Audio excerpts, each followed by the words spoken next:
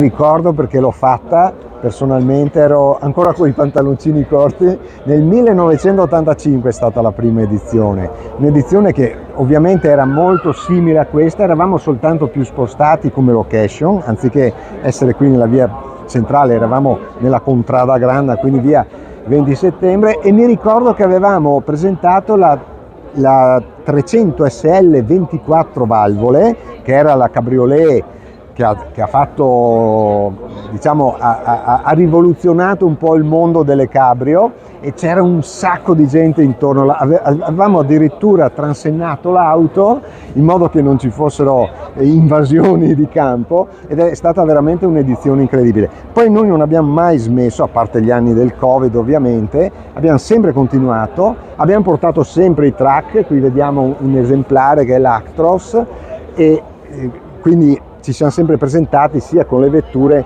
che con i veicoli industriali. All'epoca eravamo piccolini, l'azienda era molto ridotta, diciamo. Oggi tutto è cresciuto, abbiamo tante filiali, abbiamo 340 dipendenti, ma diciamo che il cuore è sempre quello.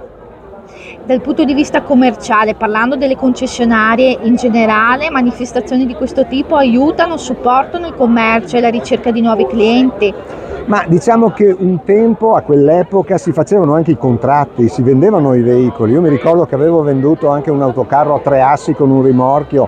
Oggi diciamo che questo in realtà non è proprio così, perché c'è la vendita online, perché ci sono i sistemi informatici che non ti permettono di portare qui l'ufficio reale di vendita, ma l'approccio iniziale è rimasto tale quale, quindi il contatto umano, che poi alla fine vince, è sempre quello di un tempo.